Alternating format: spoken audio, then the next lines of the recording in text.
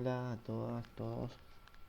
Em, el objetivo de esta presentación es poder hacer una introducción a la asignatura Materiales 2, con ánimo de que podamos aprovechar el mayor tiempo posible que tengamos de clases presenciales em, en un contexto donde está bastante eh, dificultoso el periodo lectivo, sobre todo por eh, las medidas de fuerza que estamos tomando las docentes y los docentes en el marco de una serie de protestas contra el desfinanciamiento de la universidad pública, eh, algo que experimento y vivo día a día, en correlación también con el ajuste que se lleva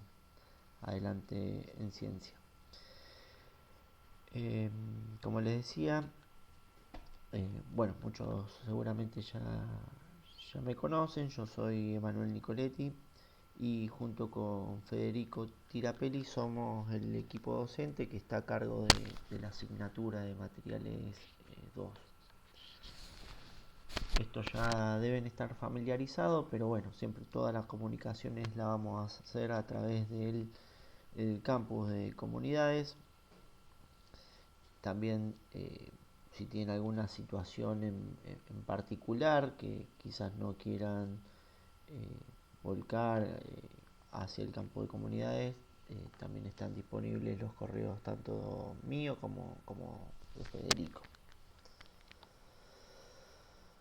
Dentro del campus de comunidades van a encontrar varias solapas que en principio cualquier tipo de comunicación que tengamos que hacerles llegar a ustedes lo vamos a hacer por este medio. Por eso es importante que tengan activado la opción para recibir como notificación correos electrónicos, así porque o salvo que entren a diario en la plataforma, si no es recomendable que tengan tildada esa opción. Van a encontrar algunas recomendaciones para el cursado, material didáctico y después sí lo que son los temas específicos que vamos a desarrollar a lo largo del cuatrimestre. Similar a materiales 1,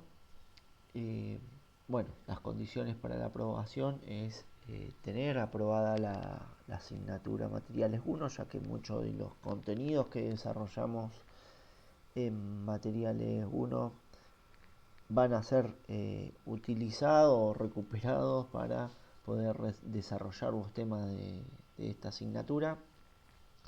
Para aquellos que no hayan aprobado materiales 1, lo instamos, lo invitamos a que puedan rendirlas en las próximas mesas flotantes, también con ánimo de que el trayecto de esta asignatura sea lo más provechoso posible. La asistencia a clase es recomendable que sea de un 80% o mayor. Durante el cuatrimestre va a haber 2 parciales, en principio, y de acuerdo a la experiencia de años anteriores, generalmente tomamos un parcial y un recuperatorio de ese parcial, y los contenidos a evaluar del segundo parcial quedan a modo de final para rendir en alguna de las mesas de exámenes, pero eso se lo iremos diciendo de acuerdo a la evaluación que hagamos de cómo podemos desarrollar los temas en clases. Los parciales se aprueban con nota mayor igual a 6, y posiblemente también dejemos algunos cuestionarios para que puedan ser resueltos a través de la plataforma. Ya lo que es el diseño de los temas que vamos a desarrollar en la asignatura, tenemos 4 grandes temas. Uno que es propiedades mecánicas, después seguimos con el tema de metalurgia y procesos de conformado de materiales. Luego vamos eh, a tener nociones de lo que son las aleaciones metálicas y sobre todo nos vamos a enfocar en las aleaciones de hierro y carbono, ya que son de los materiales más utilizados en la industria. Estas aleaciones de hierro y carbono, ya les voy adelantando, se dividen en dos grandes familias que son los aceros y las fundiciones. Pero muchas veces esos aceros y las fundiciones nos sirven para poder ser utilizados tal cual como son comprados o en su estado comercial, pero muchas veces también son necesarios hacerle algunas transformaciones.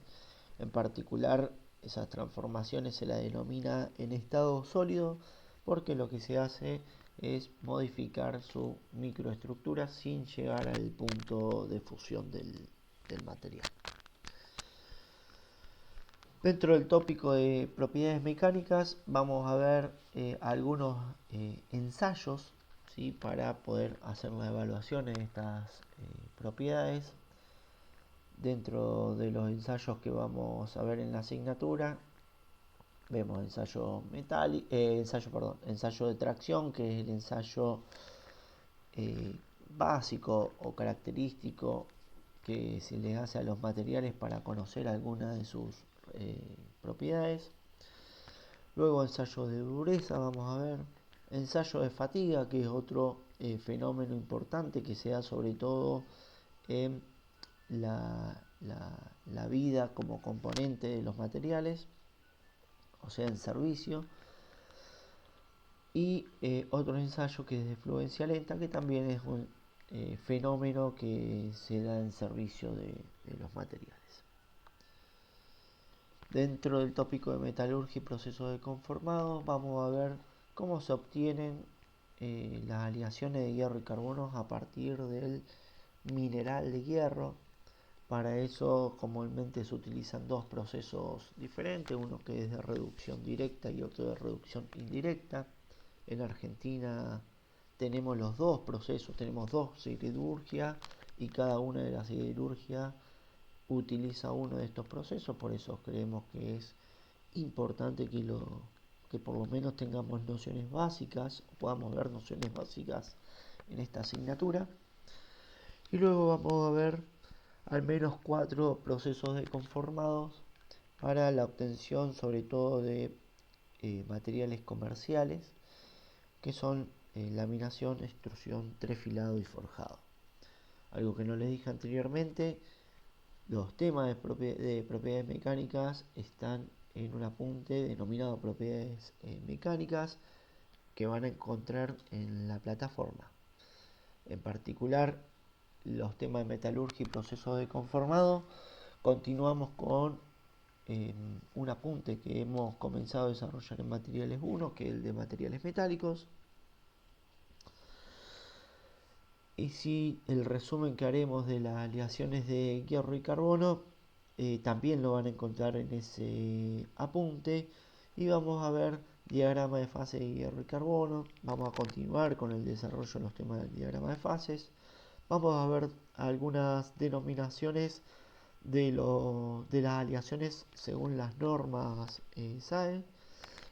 Y vamos también a profundizar en algunos aspectos de los aceros y las fundiciones. Y como último gran tema que vamos a desarrollar en la asignatura, el de transformaciones de estado sólido. Van a incluir diagramas de temperatura, tiempo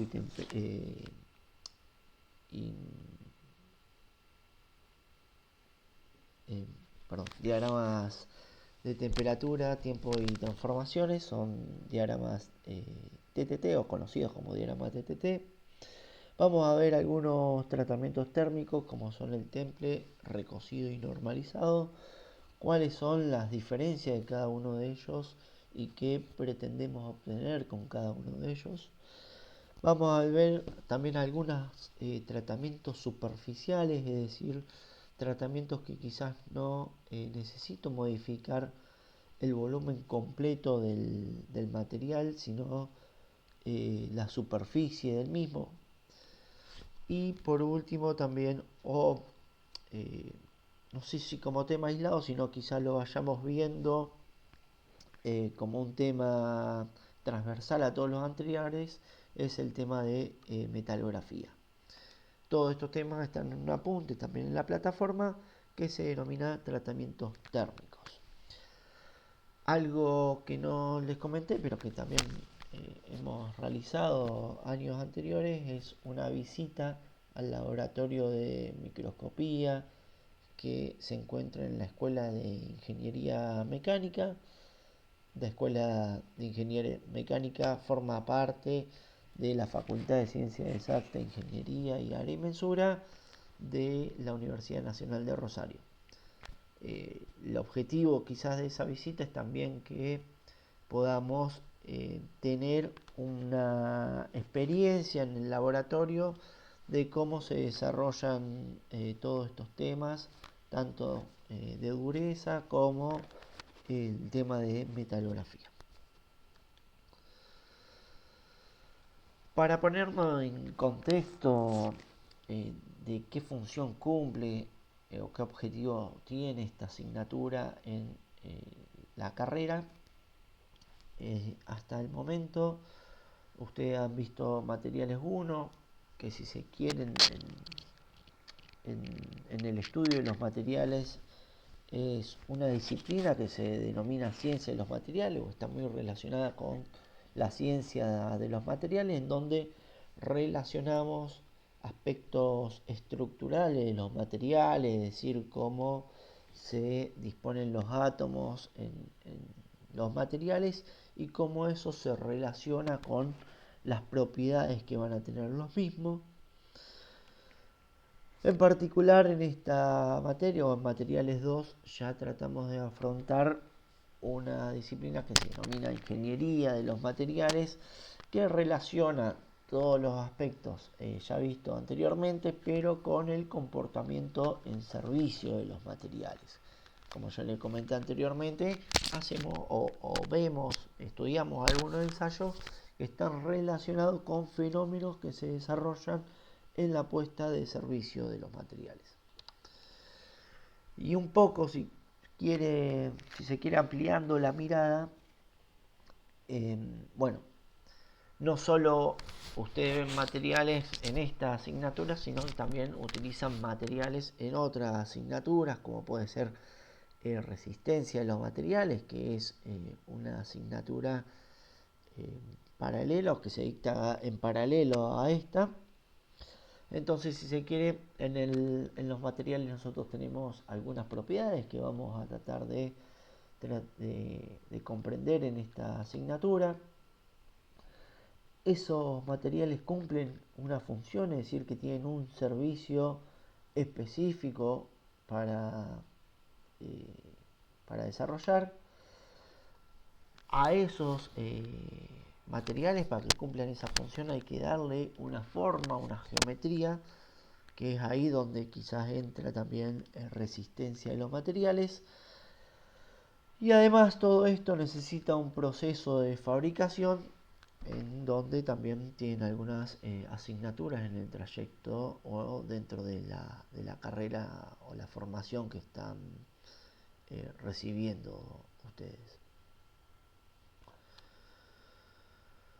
Bueno, esta era una imagen un poco que resume cuál es la idea de esta asignatura, es retomar a lo mejor con lo que vimos de estructuras cristalinas en materiales 1, eso tratar de, también lo que vimos de relacionarlo con algunas imperfecciones como eran los bordes de grano, las dislocaciones, e intentar relacionarlos con propiedades mecánicas como pueden ser curvas de tensión deformación, que lo vamos a ver más adelante de qué se trata, o cómo es o cómo se hace la evaluación de tratamientos térmicos en los materiales para obtener las mejores propiedades en la puesta de servicio de algunos componentes, algunos materiales.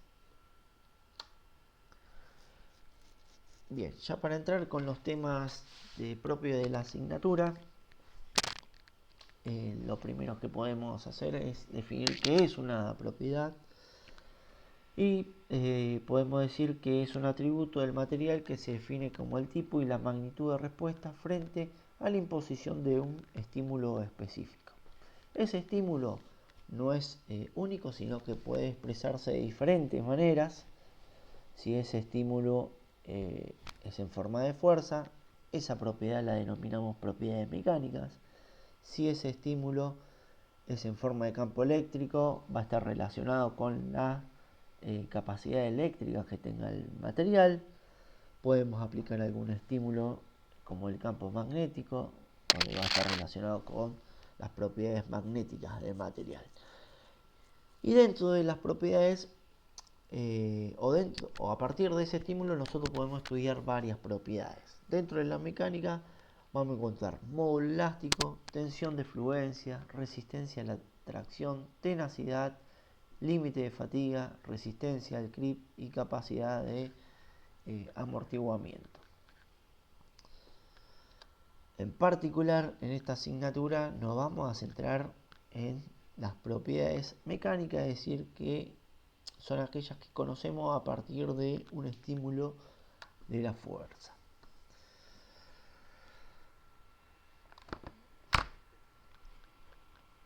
Dado esto, lo que nosotros necesitamos aplicarle al material para conocer estas diferentes propiedades mecánicas es una fuerza.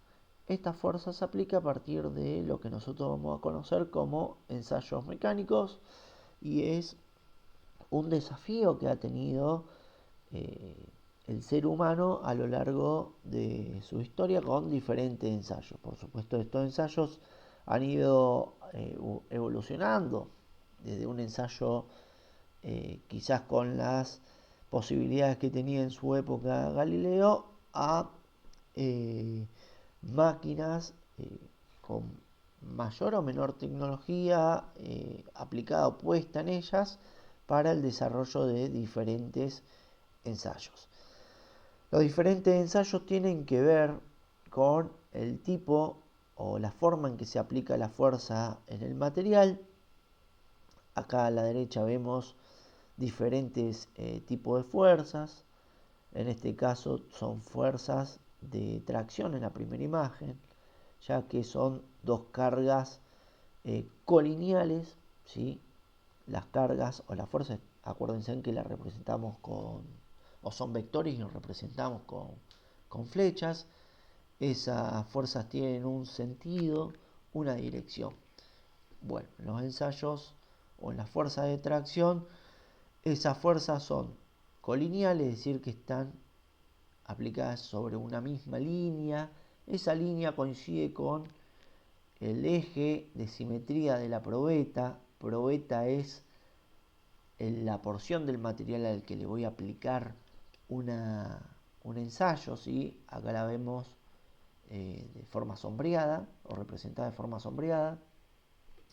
Pero además fíjense en que esas fuerzas en estas de tracción son o tienen el sentido opuesto, es decir, que las flechas no apuntan hacia sí mismas, sino que en sentido opuesto.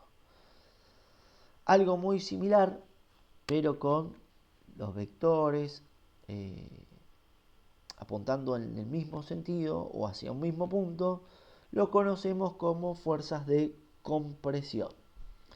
Luego podemos tener fuerzas de flexión o fenómenos para estudiar fenómenos de flexión, en donde esto posiblemente les recuerde a estática, donde tenemos una viga con dos con dos vínculos, ¿sí?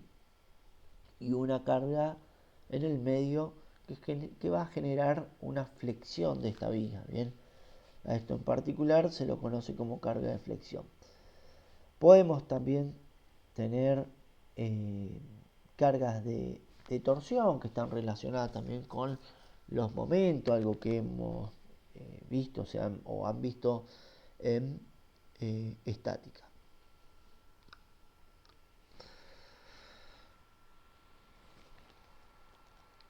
Bien, entonces la idea es que podamos ver cómo aplicamos esas diferentes fuerzas, esas diferentes cargas. En particular, el primero de los ensayos que vamos a estudiar en la asignatura es el ensayo de tracción uniaxial. Hay diferentes máquinas de ensayos de tracción. Generalmente las máquinas de ensayo de tracción se las denominan máquinas de ensayo universales, porque además del ensayo de tracción permiten tener o controlar algunas variables para realizar algunos otros ensayos.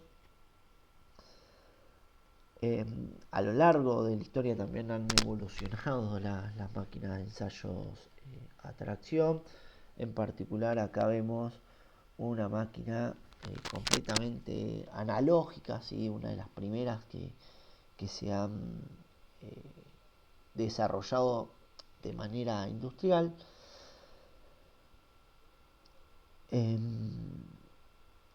Bueno, y también, pero hay máquinas que han ido evolucionando o que han ido utilizando mayor tecnología que facilitan mucho el desarrollo de las mismas. La máquina de ensayo de tracción tiene algunos componentes característicos. Son en particular dos columnas. En esas dos columnas hay montado un travesaño.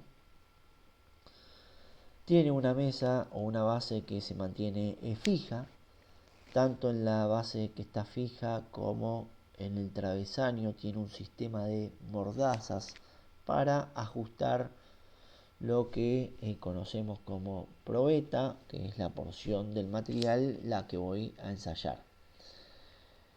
La base, como le dije anteriormente, se mantiene fija. El travesaño tiene un movimiento. Ese movimiento es hacia arriba. Y al estar la probeta sujetada en estas mordazas, la probeta se va estirando, es decir, que se va alargando a medida que se va desarrollando o se va aplicando una fuerza sobre la misma. De todo este proceso que va, o todo este estiramiento que va sufriendo el material, a mí me interesa, o a nosotros nos interesa recolectar información de dos variables. Una que es la fuerza que estoy haciendo para estirar ese material, y otra es el alargamiento o el estiramiento que va teniendo la probeta, es decir, la diferencia entre la longitud instantánea en un momento instantáneo que tiene el material durante el ensayo en relación a la longitud inicial que tenía la probeta en el inicio del ensayo. Para eso se utiliza una celda de carga que va recolectando información de la fuerza que va haciendo la máquina, y por otro lado unos extensómetros que van recolectando información del alargamiento que va teniendo el material a lo largo del ensayo. No es la única manera de tener ese desplazamiento o ese alargamiento de la probeta a través de extensómetros, sino que también puede hacerlo a partir de un motor paso a paso que tiene incorporado la máquina para lograr este alargamiento de la probeta. Hay también algunos métodos un poco más sofisticados, no tanto en la tecnología que se necesita para ser utilizados, sino que el procesamiento de esa información a lo mejor requiere, ¿sí?, de algunos software para la adquisición de esos datos de alargamiento de la probeta.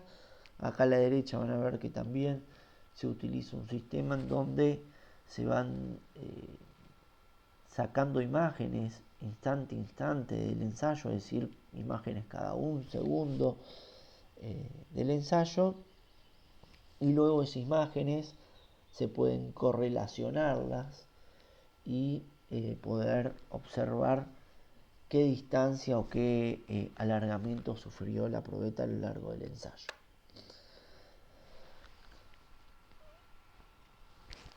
Las probetas para estos ensayos, como les dije, la diferencia entre una probeta y una muestra del material es que la probeta tiene un conjunto de etapas de preparación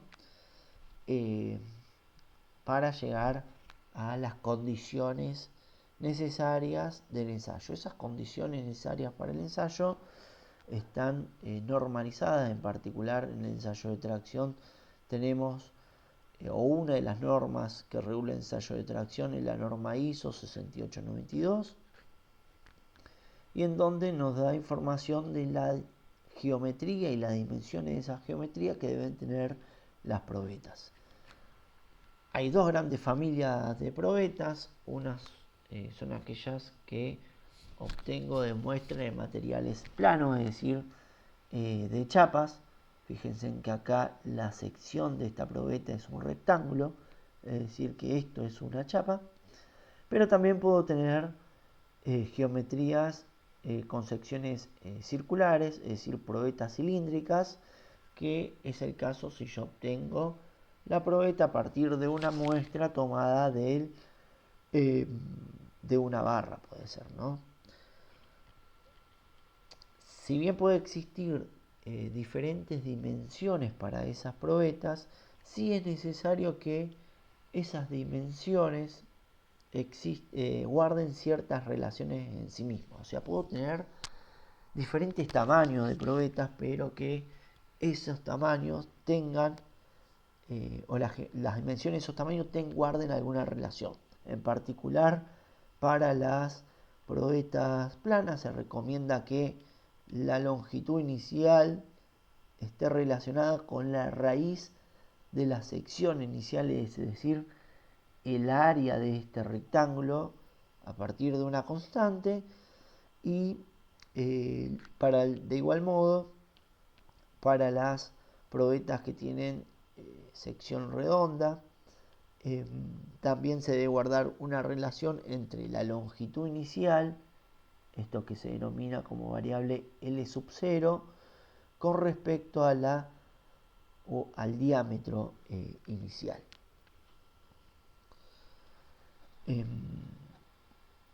Algo que quizás, o un comentario extra, que quizás lo dije al pasar, pero para que quede un poco más claro, es que en todos los ensayos que yo quiera estudiar voy a tener que tener una porción del material. Bien, esa porción del material, en este caso, si una probeta cilíndrica, es un corte de material que yo hago de una barra, ¿sí?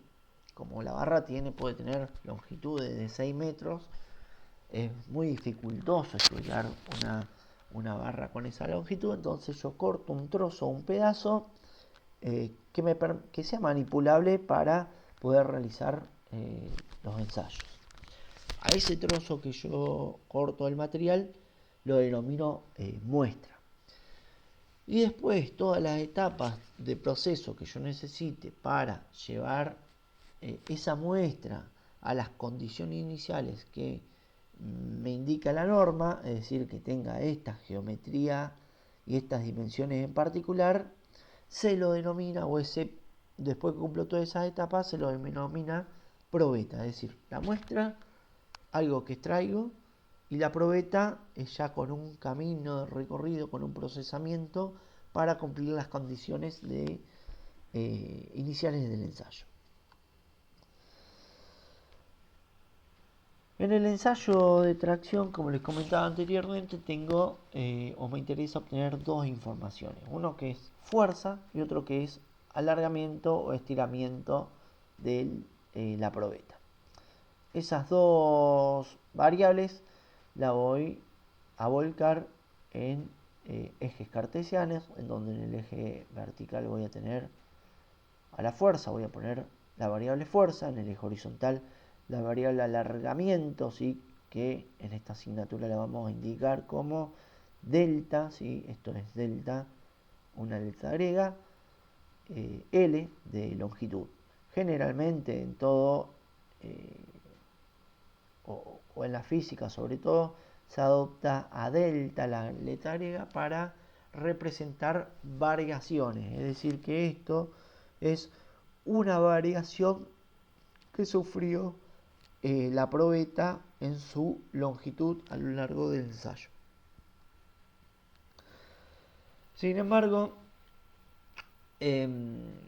intuitivamente podemos darnos cuenta de que no es la misma fuerza que yo tenga que hacer a una barra que tenga 10 milímetros de diámetro, es decir, que tenga este tamaño, a una barra que tenga 100 milímetros de diámetro, es decir, que tenga una sección 10 veces mayor. La fuerza que voy a tener que hacer para estirarla a la probeta que tenga 100 milímetros de diámetro va a ser mucho mayor.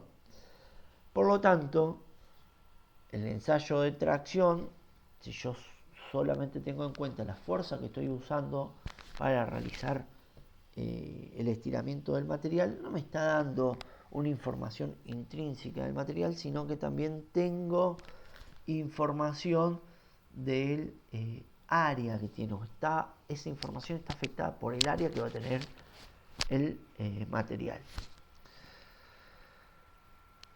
Por lo tanto, como yo quiero información sobre el material sin tener en cuenta las dimensiones que van a tener, porque las propiedades tienen que ser intrínsecas del material y no de la forma que tenga ese material, lo que voy a hacer es tratar de independizarme del área que tenga la probeta que estoy analizando. ¿Y eso cómo se consigue? Bueno, dividiendo la fuerza que estoy haciendo por el área de la sección del material. A eso se lo va a denominar tensión. Generalmente en mecánica a la tensión se la representa con una letra R. De igual manera, como tampoco quiero tener o que mi información esté enmascarada por la longitud inicial que tiene la probeta, a este estiramiento, este alargamiento delta L, lo voy a afectar por la longitud inicial del material, y a eso lo voy a denominar tensión de formación específica, convencional o ingenieril. Y también vamos a ver que tiene algunos sinónimos, como puede ser alargamiento unitario. Como les decía anteriormente, entonces la tensión, ¿sí?, representada con la letra R, es la fuerza dividido el área inicial de esa probeta. Si es una probeta plana, es decir, de una muestra extraída de una chapa, esa área va a ser el área del rectángulo. Si es una probeta cilíndrica, esa área va a ser el área de un círculo. Y la deformación específica o ingenieril, que viene dada por el alargamiento dividido la longitud inicial de la probeta. La tensión, dijimos entonces, fuerza sobre área inicial. Por lo tanto, tiene que tener unidades que estén relacionadas con una unidad de fuerza, como puede ser el newton, sobre unidades de área, como puede ser el milímetro cuadrado. En particular, a este conjunto de unidades se lo conoce como, o se le da otro nombre, un nuevo nombre que se conoce como megapascal. Es decir, un newton sobre milímetros cuadrados es igual a un megapascal. Es necesario que también se vayan familiarizando con esos términos y esas relaciones entre unidades, porque van a facilitar mucho después el desarrollo de lo que es la ejercitación práctica, pero no con el fin mismo de resolver problemas, sino porque también en la vida profesional es necesario que tengan algunos parámetros, algunas referencias asumidas en el momento del desarrollo profesional. La deformación específica habíamos dicho que era el alargamiento sobre la longitud inicial. Ese alargamiento era la diferencia entre la longitud que tiene en un instante del ensayo, es decir, en un momento que yo ya estiré la probeta, menos la longitud al inicio del ensayo de la probeta, dividido la longitud al inicio del ensayo de la probeta. Si eso lo quiero expresar en valores porcentuales, tengo que multiplicarlo por 100. Algo para tener en cuenta es que la deformación específica es adimensional, es decir, que no tiene unidades. ¿Por qué? Algo habíamos comentado también sobre esto en resistencia a los materiales, que si yo hago el mismo análisis o similar análisis que hice para la tensión, voy a tener en el numerador longitud es unidad de milímetro, en el denominador longitud, y tengo longitud inicial también en milímetros, milímetro sobre milímetro, podemos decir que se cancelan, por lo que me queda la deformación sin unidades, o lo que se conoce como adimensional. Hay algunos puntos que son característicos de este ensayo. Antes que eso hay una curva que es característica de este ensayo de tracción, y es la que vemos acá a la derecha, ¿sí? Es decir que para obtener esta curva aumentó la fuerza que hace la máquina sobre el material. A medida que aumenta la fuerza que hago sobre el material, también aumenta la deformación. Fíjense en que va aumentando la fuerza y va aumentando la deformación. Con cada punto que tengo de fuerza y deformación en el ensayo, voy construyendo esta línea, ¿sí? Luego vamos a llegar a un periodo, ¿sí? Con este punto B, punto C, punto C'. Ahora vamos a ver cómo se denomina esto. Vamos a tener un punto característico que es el punto D. Sigue aumentando la fuerza, sigue aumentando el alargamiento del material, la deformación. Vamos a llegar a un punto E y luego vamos a llegar a un punto F. De esta curva característica vamos a poder relacionarlo con diferentes etapas del ensayo. Vamos a tener entre el punto A y el punto B una etapa que denominamos de deformación elástica. La denominamos de formación elástica porque hasta ese punto el material se comporta como un elástico, es decir, que cuando yo le aplico una fuerza, el material se va a deformar, se va a alargar, pero si yo retiro esa fuerza, dejo de aplicar esa fuerza, el material va a recuperar todo ese alargamiento y va a volver a tener las dimensiones previas al ensayo. Luego, entre el punto B y el punto F, tenemos un periodo que se conoce como deformación plástica, es decir, que si yo aumento la fuerza de tal manera que llego a ese periodo, voy a tener una deformación, un alargamiento tal de la probeta que ya no va a recuperar si yo dejo de aplicar esa fuerza, es decir, va a ser un estado de deformación permanente. Luego, dentro ya de las deformaciones plásticas podemos tener distintas etapas o subetapas. Uno que va desde el punto C hasta el punto D, que se denomina fluencia discontinua. Otro punto o otra etapa que va desde el punto D hasta el punto E, que se lo denomina deformación plástica homogénea, y entre el punto E y el punto F vamos a tener la deformación plástica heterogénea. Primer aspecto que podemos relacionar con materiales 1. Si se acuerdan, nosotros habíamos dicho que en materiales 1 teníamos a los átomos dispuestos en distancias interatómicas. Esas distancias interatómicas las denominábamos distancia en equilibrio, en donde el estado energético de ese material era mínimo, y que para sacar esos átomos de esas distancias interatómicas necesitamos aplicar fuerzas. Bueno, esas fuerzas las estoy aplicando con la máquina del ensayo de tracción. Y todo este periodo que va del punto A al punto B, es decir, el de deformación elástica, tiene que ver con las fuerzas que estoy haciendo sobre esos átomos, que estoy tratando de sacarlos de sus posiciones de equilibrio, pero que, sin embargo, no es suficiente esa fuerza para romper los enlaces metálicos.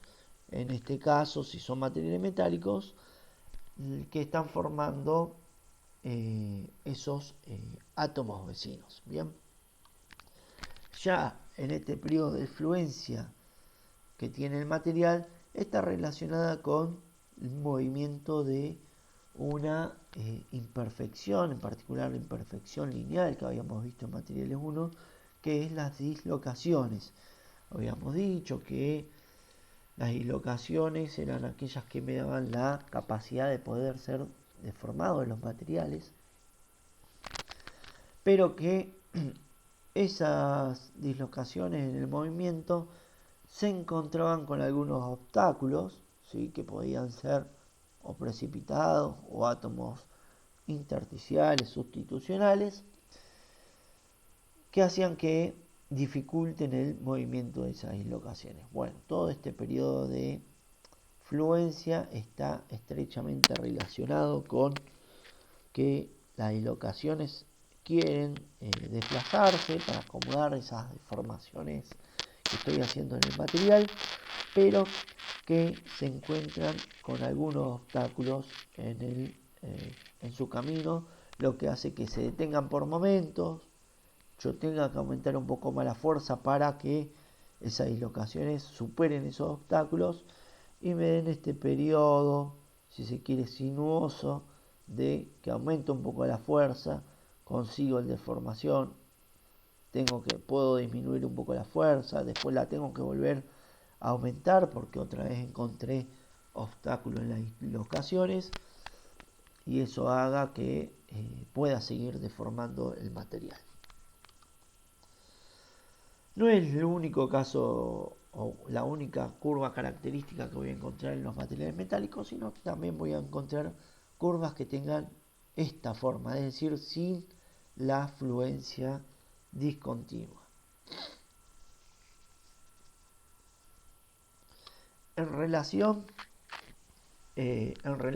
a la geometría de la probeta, habíamos dicho que vamos a tener un periodo de alargamiento y deformación plástica homogénea, ¿sí? Esa deformación plástica homogénea lo vamos a percibir físicamente como el alargamiento de la probeta, pero con una sección constante en toda su longitud. Es decir, si nosotros acá tenemos la probeta inicial, esto es sin aplicarle la fuerza, yo le aplico una fuerza de tracción, esta probeta se va estirando, ¿sí? Es decir que, fíjense en que esta tiene una longitud mayor que la inicial. Todo ese estiramiento se compensa con la reducción de la sección de la misma. Pero fíjense en que hasta este punto, hasta el punto E, la reducción de esa sección es igual para todas las secciones que puedo yo tener en este material. Es decir que este ancho que tiene la probeta acá es homogéneo a lo largo de toda la longitud. A partir del punto E se genera lo que se conoce como una estricción o un cuello en esa probeta. Fíjense en que en este caso hay una sección en particular que se adelgazó mayor que el resto, ¿sí? A esto se lo conoce como estricción o deformación localizada, es lo que denominamos acá como deformación plástica heterogénea, porque ya no se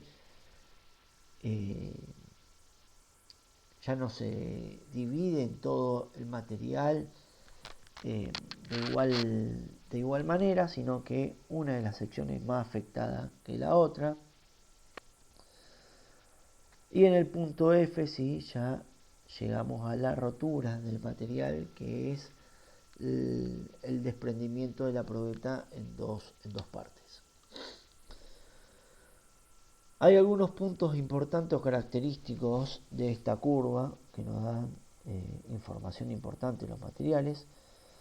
Uno es el límite de proporcionalidad, es decir que hasta este punto, si yo aumento en una unidad la fuerza, el alargamiento también se va a aumentar en una unidad.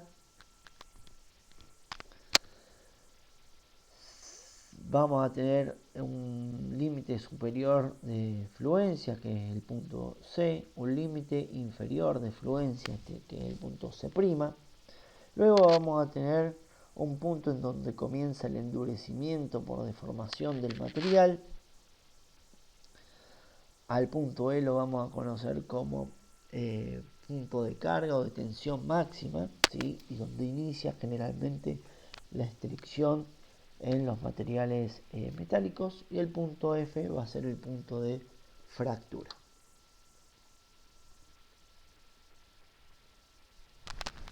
Al inicio habíamos dicho que hacíamos los ensayos para aplicar una fuerza, porque esa fuerza era un estímulo y queríamos aplicar un estímulo en el material para poder conocer propiedades. Las propiedades que vamos a poder conocer del material del ensayo de tracción va a ser el módulo elástico o el módulo de Ian, o también conocido como módulo de o la rigidez del material. Se representa con una letra E mayúscula y representa la tangente del ángulo que forma, ¿sí? El ángulo que forma alfa este primer tramo de la curva de tensión de formación, es decir, el tramo que va del punto A al punto B, que es un tramo recto.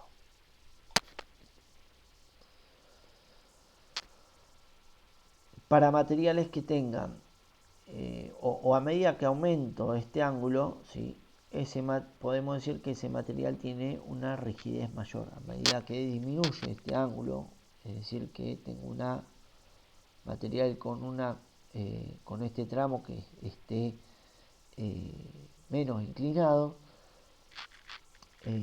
con menos pendiente, vamos a poder decir que es un material que tiene menos rigidez.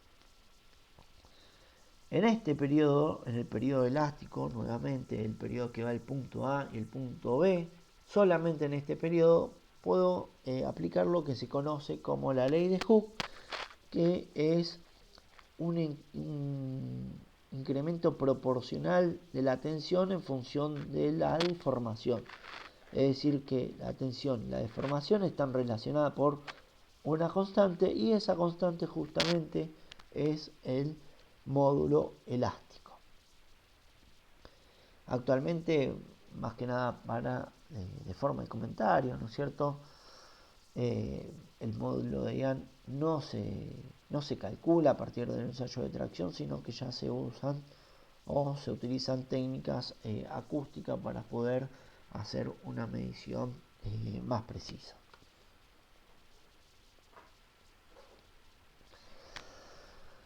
Luego vamos a tener otra propiedad que es el límite elástico. Al límite elástico lo podemos, o hay diferentes maneras de poder definirlo. Una es considerando la cresta de este periodo de fluencia discontinuo, ¿sí? Este punto que habíamos dicho que se denominaba el punto C. En este punto C yo puedo trazar una línea horizontal a intersectar el eje de las tensiones.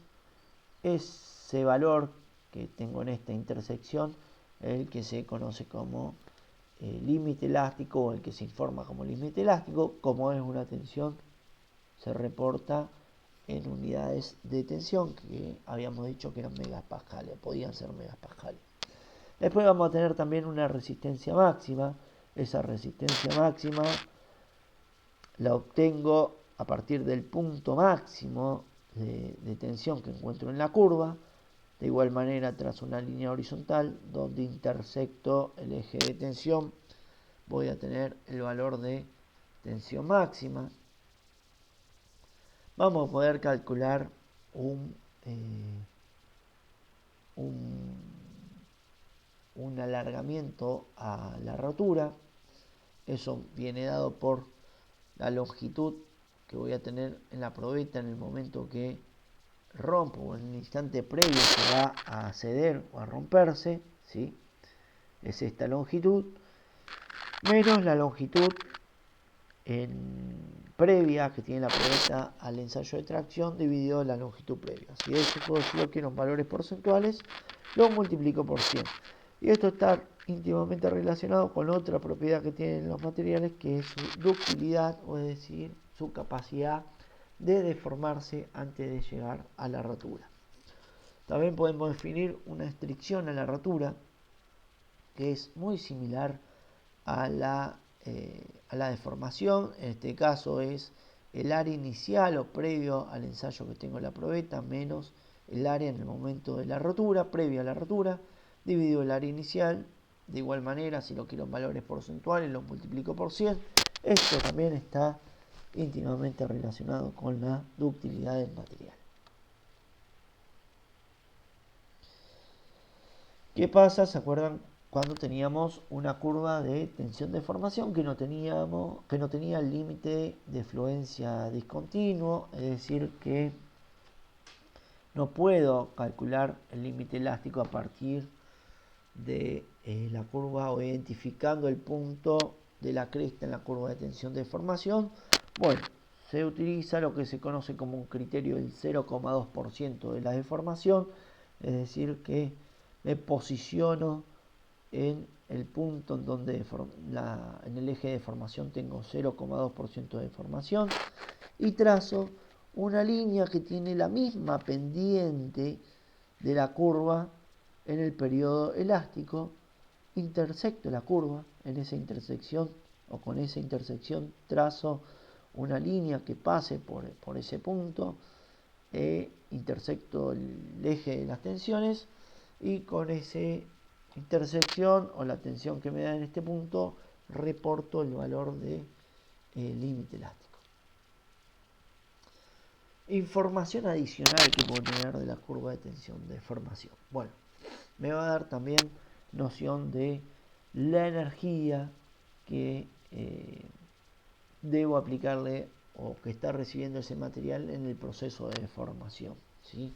Esto quizás en clase presencial lo veamos con un poquito más de detalle para que se entienda un poquito mejor. Tampoco no es el objetivo de la asignatura profundizar mucho sobre esto, pero sí para que tengamos una noción general de que yo, al aplicar una fuerza, esa fuerza deforma el material, esa fuerza y esa deformación implican energía, ¿sí? Y se pueden definir como dos energías que absorbe el material en distintos periodos. Si es solo en el periodo elástico, a esa energía se la va a denominar resiliencia. Ese módulo puede ser calculado de una manera bastante simple, y está muy relacionado, como les decía, con la capacidad de absorber energía del material en el periodo elástico. Este módulo de resiliencia es muy importante a la hora de evaluar materiales que yo voy a utilizar para la fabricación de resortes, porque justamente un resorte, acuérdense que en el periodo elástico yo aplico una fuerza y luego cuando cedo esa fuerza el material recupera su geometría inicial previo a la aplicación de la fuerza. Un resorte, yo quiero aplicar una fuerza, cuando dejo de aplicar una fuerza quiero que vuelva a su longitud inicial. Esa aplicación de la fuerza, esa deformación que tiene el resorte al aplicar una fuerza, tiene una energía involucrada, esa energía involucrada es la resiliencia, por lo tanto yo evalúo un material que tenga un módulo de resiliencia, es decir, mucha capacidad de formar o de absorber energía por deformación en el periodo elástico para la fabricación de resortes. Ahora, si ya voy a evaluar la capacidad que tiene el material para absorber energía por deformación hasta su rotura, ¿sí? Es lo que se conoce como la tenacidad del material, y esa tenacidad del material es muy importante para los aceros de construcción, que son los aceros que comúnmente las barras que se utilizan en el hormigón armado, que son aquellas que absorben deformación o energía por deformación. De igual manera, esa energía o tenacidad se la puede relacionar con la curva de carga, y además puede calcularse un módulo, ¿sí?, a partir de un análisis matemático. Bueno, ya para ir concluyendo, lo principal o la idea que tenemos que tener de por qué realizo ensayos para caracterizar los materiales, para saber sus propiedades, básicamente es para poder seleccionar materiales en alguna pieza que tenga algún requerimiento particular en servicio. Para seleccionar materiales yo debo comparar cómo es el comportamiento de distintos materiales. Entonces, con un ensayo de tracción, con el mismo ensayo de tracción que le aplique a diferentes materiales, voy a poder tener una noción o mucha información de distintos materiales para poder compararlos y seleccionar cuál es el mejor para la aplicación que yo le desee dar. Acá, por ejemplo, tenemos aceros con distintos porcentajes de carbono, ¿sí?, aceros con algún elemento particular que tenga, como puede ser un alto contenido de cromo y de níquel. Particular, estos son aceros con alto contenido de cromo y níquel, aceros inoxidables, lo que conocemos como aceros inoxidables. Puedo tener aleaciones metálicas no ferrosas, es decir, que no tengan hierro entre sus elementos o en su composición química, como puede ser el cobre, como puede ser el bronce, como puede ser el aluminio, ¿sí? Fíjense en que cada material tiene comportamientos diferentes ante un estímulo de una fuerza, y no solo diferente, sino que la forma de las curvas es diferente, es decir, que van a tener propiedades completamente diferentes, y este ensayo de tracción me permite a mí evaluar esas diferencias. Y bueno, ya para cerrar también es que muchas veces vamos a poder encontrar cierta relación, o que los diferentes ensayos guardan cierta relación. En particular, el ensayo de tracción guarda cierta relación con el ensayo de dureza, que lo vamos a ver más adelante. Bueno, vamos a llegar hasta acá con esta presentación. Todos estos temas los vamos a volver a ver en clases presenciales, pero sí, como les comentaba anteriormente, sería bueno que ustedes también en este esfuerzo, digamos, para poder tratar de abarcar todos los temas previstos en la asignatura, es necesario que quizás complementen las clases presenciales con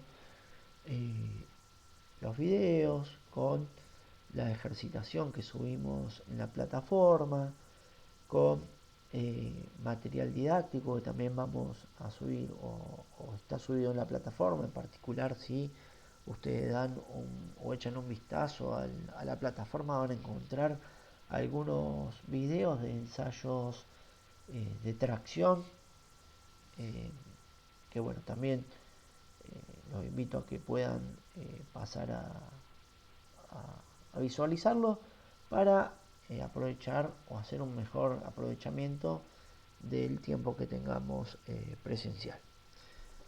Bueno, nos vemos en la próxima.